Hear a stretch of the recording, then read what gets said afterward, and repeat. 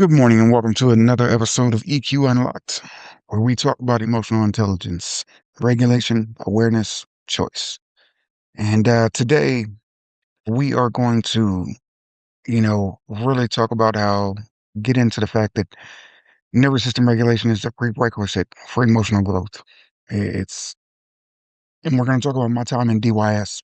For those of you who don't know, DYS is a Department of Youth Services. It is an organization or a state organization in the state of Ohio that deals with youth offenders. And so there I witnessed firsthand what happens when the nervous system never experiences safety. Chaos becomes baseline and regulation feels like threat. And so let's get into it. So here at DYS, I worked at a full transparency. I worked at a facility called Indian River. Indian River has since been shut down. Bravo to whoever, to the news organizations who went in and did their investigative journalism and really got it got that situation closed.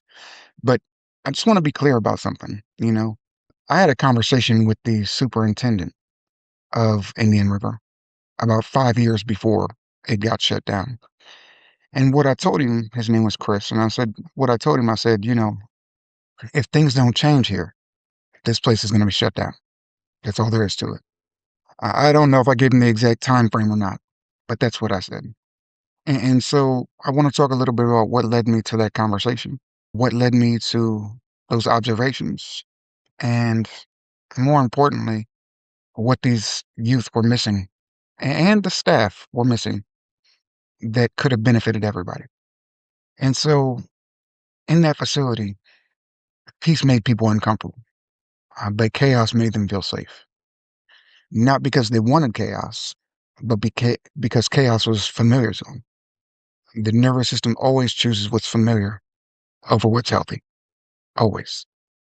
And so, I talk about the Department of Youth Services. I just want to be clear. Youth Services I believe they serve young men or young people from 13 to 21. It is a high violence environment. If you do some research in the news, you'll see where, there have been riots and kids have taken over the facility. But what you don't see is staff constantly reacting. Emotional volatility was normal. Comply or I'm going to put you in pain. Calm was abnormal, actually. And, I've worked in many facilities throughout different states. And in my time working with kids, and I have to be honest with you, you know, there were a couple good facilities. There were a couple good facilities, but the vast majority of them, it was about pain compliance. You do what I tell you to do or you get hurt. And even when they started moving away from that model, you do what I tell you to do or you get hurt model, they never got to the root problem. They were just about pacifying kids, not really teaching them the lessons they needed to learn. And I experienced this time and time again at a multitude of different organizations. And what I was witnessing, it wasn't just behavioral problems. It was nervous systems that had never been regulated. And so once I learned the the who, the what, the when, the why, the where of nervous system regulation, I started teaching the kids, and I can honestly say that it made a great impact on a lot of kids' lives. There's a facility, and you know what? Let's just keep on moving on. So these kids weren't chasing chaos consciously. They didn't want chaos. Just like most of the people that you know whose life seems to be chaotic, they don't really want that. Their nervous systems are trained into it, right? And so for me personally, I understood that I was highly effective in chaotic environments. I was extremely calm. I was extremely grounded. But what I didn't realize is that I was so extremely calm and grounded in those situations because that's what my training had led me to, is to be calm in highly volatile environments, right? But here was the truth. Calm environments made me suspicious. Silence created anxiety within me. Stability, I felt unsafe. And unlike these young people that I worked with, I had learned to just sit in that discomfort, right? The downside is that some people, a lot of people, will create chaos to restore that familiarity. It was very simple. Their nervous system, it simply didn't trust peace. Peace felt like vulnerability. And so, you know, I talked a little bit about myself in that last part where I said that I, did these things or which was very true. You see, because survival becomes a baseline, hypervigilance becomes an identity, and calm, well, that can feel like a loss of control. So clearly, this isn't limited to just DYS or just me. This shows up in your relationships. It shows up in your workplaces. This shows up in self sabotage. This shows up in your financial patterns. This shows up in your emotional reactions. It's all around you. It is a part, or it can be a part of who you are. And here's the thing about it is it's so subtle and so sneaky that so often we just dismiss it as, well, this is who I am. So in DYS, what I realized is that it wasn't just the kids. Staff were operating from the dysregulated nervous systems too. So, like I said, my nervous system was dysregulated outside of the walls, right? When I was on my own, when I was alone, especially when I was alone, and when I didn't have anybody to care for, any responsibilities, I was all over the place. But when I walked in the walls of a jail, or I walked in the walls of a facility, well, I very quickly calmed down because I knew that those kids feeling safe and trusting me, it depended on me having a regulated state. They weren't going to trust me if I was flying off the handle, cussing at them, yelling at them like every other staff. Just wasn't going to happen. So I went in with the intention and the mindset that I would always remain calm because that's what was necessary. But what I would find is that staff would at times escalate situations emotionally. They would amp these kids up. They were constantly involved in power struggles. And trust me, you think you can not get in a power struggle? Try having a conversation with a teenager whom you need to do something that they don't want to do it. Power struggles come real quick, fast, and in a hurry. They're easy to get into, right? Humility is a great tool to disengage. But we'll go into that another time. These staff were reactive instead of stable. They took these kids' behaviors personally. And again, I take this back to the same things we were just talking about, right? Into relationships, into workplaces, into self-sabotage, the emotional reactions. How many times does somebody display something that you don't like at work in a relationship? Or how many times do you self-sabotage? Or how many times do you have an emotional reaction that you don't understand, right? And you take it personally. Yeah, and I get they're your emotions, they're your feelings. However, taking it personally, thinking that, oh, this is just who I am, this is just who I want to be, when it's driving you, when it's making you upset that you're behaving this way, well, there's something there. There's something there. There's a separation that has to occur from how you're behaving and who you are.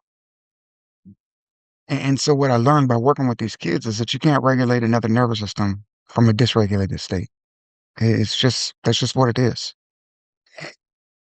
And so, nervous systems, they tend to mirror each other. I think about my relationship with Ashley, and we went through so much chaos. But the truth of the matter is that when we were together and we weren't being attacked by outside forces, we laughed, we had fun. It was a great time. It was a great time. But the downside is that dysregulation spreads just as quick as regulation spreads. So most escalations actually happen because both nervous systems were unstable. So there was a moment in DYS that really changed everything for me, both for the good and the bad. So when I first walked in, When I first started that job, I had prided myself on not putting my hands on kids for probably 6, 7 years at that point. I was very good at not putting my hands on kids because I could de-escalate almost any situation. So I had this arrogance about me that I was going to go in DYS and I was going to do the same thing. I wasn't never going to have to put my hands on a kid. I was going to be able to talk them down and move on with my life. Well, ding, ding, ding, surprise. Literally 2 minutes after I got to DYS, after our first roll call, there's an emergency call and all the staff go running out, and I find myself in the gymnasium, and there was a kid going after another kid, and again, I don't know these kids. So what do? I wrap them up and put them on the ground. That's what I have to do. Boom. That's it. Simple. But there's this kid watching me from afar. He wasn't involved in the situation. He was just there. And so after I put this kid on the ground and, the situation is to the point back to where everybody can start going back to their routine, I stand up and, you know, I dust myself off and I tell that kid, hey, you know, I'm sorry this is how we have to meet, but are you okay? Good. I'm glad you're okay. Sounds great. Let's move on with our lives. I shook his hand and I moved forward. Now, what I didn't realize is that there was a kid who was watching me from a distance. He saw me shake that young man's hand. And so later that week, he comes up to me and he says, hey, Mr. Stevens, he said, you seen, we start talking. And he said, you're always reading something. What are you always reading?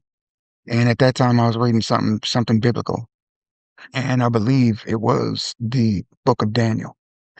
And so, anyway, neither here nor there, he asked me about Daniel, the prophecies of Daniel. And so we start talking. And, I asked him what he thinks, and, our conversation, our exchange is going back and forth. Great, no problem. So the next week I come in, and mind you, we only worked 4 days at that time, I believe, or I only worked 4 days because of 12-hour shifts. So they're pretty long. And so I leave, you come back in the next week, and I go to sit down, and this kid from the gym the week before looks at me. It's like, Mr. Stevens, don't sit there. And I'm like, man, I can sit wherever I want to, just joking with him. But he looks at me again. He's like, don't sit there. And I didn't understand why this young man was telling me not to sit here now at this time. But I could understand that he was telling me not to sit there. And I could see in his face that he was quite serious. He seriously didn't want me to sit there. There was a concern that I didn't quite understand. So I got up and I moved behind the desk. And so from behind the desk, what I can see is that where I was sitting, I had my back to the wall because if you work in a jail, one of the things you always do is don't let anybody behind you. That's like rule number one. But what I couldn't see from where I was sitting is there was an opening in the wall that somebody could have very easily came up on me and attacked me. And so that young man, without telling me, hey, you you're gonna be hurt if you stay there. If you get comfortable in that seat, you're gonna be hurt, right? He didn't tell me that. He just told me what I needed to know. And that's how trust started developing. And so in very short order, I think it was just 2 or 3 weeks, that young man was getting out of the detention facility. And I was really happy for him. I never really got his name or didn't really know, you know, how he's doing, but I was happy for him that he was getting out. That wasn't a place for anybody to be. And so, in the jail, I was good. I didn't need to react. I didn't need to escalate. I didn't need to do any of those things because my safety was contingent on my ability to stay regulated. And so, what I did was I realized that the staff around me, they were demeaning the kids. They were talking about them. As a matter of fact, what led me to having that conversation with Chris that I mentioned at the onset of this episode was that I was in roll call and there was staff laughing and joking about kids being raped. And I knew at that very moment that I wasn't going to be there anymore. It was time for me to go. And so that day, I actually let them know that I was leaving and going in Chris's office and having a conversation with him and assistant superintendent. As I was talking to him, he never even lifted his head up. He was taking notes and writing, and he never even lifted his head up to acknowledge what I was saying. And I knew at that very moment that nothing was going to change. And that was my last day ever at the facility. But what I came to realize is that there's a lot of leaders in a lot of different circumstances who, while they may not be dealing with kids, and while they might not be dealing with, the same type of stress, they do the same thing when stressful situations come up. They put their head down and pretend like it doesn't exist. And, but it's not just leaders, it's individuals within organizations. Just grit your teeth and bear it. That's how we're going to make it through. That's, is it a way to make it through? Sure. Sure it is. But is that what's most beneficial? Is that what's going to yield the best results for you in your life? And for me, no, it wasn't. And so when I realized this, everything changed, right? I I stopped reacting. I stopped escalating. I stopped trying to control behavior. I started regulating myself before I started interacting with people. The result was everything changed. You know, no matter what environment I was in, the people responded to me differently. They became calmer. They trusted me, just like those kids in that facility. It was simply a mirror from one area of my life to another area of my life, right? And all these things came not because of authority, but because my nervous system was stable. I like to think that they didn't respond to my words, but they responded to my nervous system. I was safe. I felt safe so they could feel safe. And later that would become the birthplace of NALS and ORS and really my entire framework. Safety isn't logical. Safety is physiological, right? You can't think your way into safety. As a matter of fact, when you try and think your way into safety, you actually end up most of the time thinking your way into chaos and fear, right? You have to regulate your nervous system into safety. And once you become regulated, once you can sit back and understand what a regulated nervous system feels like versus one that isn't regulated, and you start to compare the two, it's like night and day. It's a different world, even though the world itself hasn't changed at all. Awareness becomes available. And then once awareness becomes available, choice is possible because you're no longer just reacting. You're no longer just going through the motions of your day-to-day life. You're now making active choices, right? And so a little stat I like to throw out there, is if I were to ask you, what percentage of your behaviors do you think you control on a cognitive level every day? What would you say? I'll wait. Take a guess. Some studies show as little as 5% of your behaviors come from your cognitive thinking. 5%. So then where do the other 95% come from? They come from your subconscious and how your nervous system is trained. So if you're going through your life and you're feeling things and you're looking at things like, I would like to do this differently and do this differently, but you just can't seem to get to that point, well, there's a reason for that. Regulation leads to awareness, and that awareness leads to choice. Without regulation, awareness is blocked. Choice becomes unavailable and survival patterns dominate. And you don't even realize it. You think it's freedom. And so this is happening everywhere. This is happening in all areas of our life all the time, and we don't even realize it. It's happening in workplaces. It's happening in leadership. It's happening in families. It's happening in relationships. It's happening in interactions with the police. It's happening in corporate environments.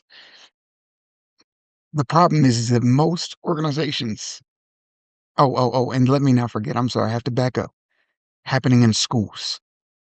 And that's, just let that sink in, right? But the problem is that most organizations try and fix these behaviors, but behavior is just a consequence of a nervous system state. You cannot solve nervous system problem with a behavioral solution. This is why training fails. This is why motivation fails. This is why discipline fails. Without regulation, nothing sticks. And so, I could go on and on and on about this for a good while, but you know, it's this is how these experiences and so many other ones, and I talked a little bit. I touched on the fact of my relationship with Ashley. my wife, and my and a little bit about what we went through, but what I'm going to go into that much later on because that's that's a pretty deep subject. But these experiences, like I said, they led to the development of NALS. They led to the development of ORS. All this chaos and everything led to the regulation first approach. It's not based on theory. It's based on observation. It's based on lived experience, and it's based on measurable change. I created NALS to improve behaviors, right? I've seen things in myself that I wanted to improve and I didn't know. And so when I wanted to improve them, I did so. Or I wanted to do so rather, excuse me.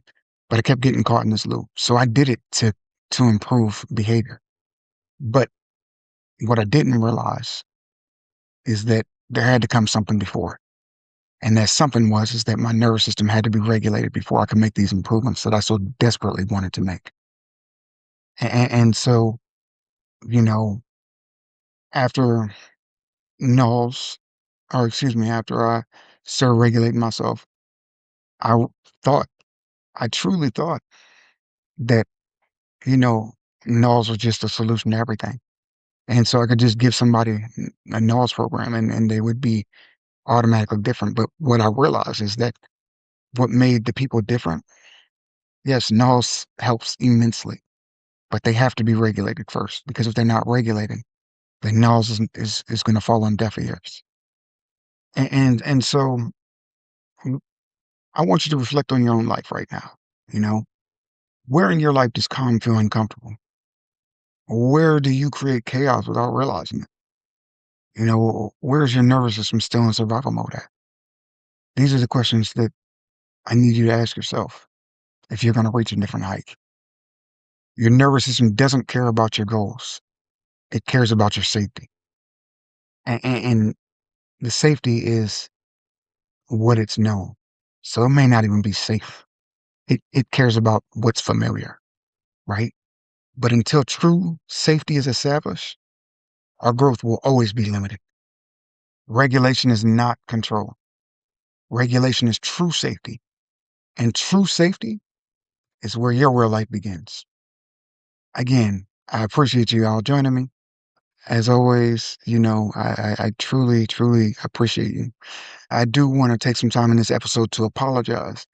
And it looks like I had some technical difficulties on my website. So there were some people who submitted what's it called?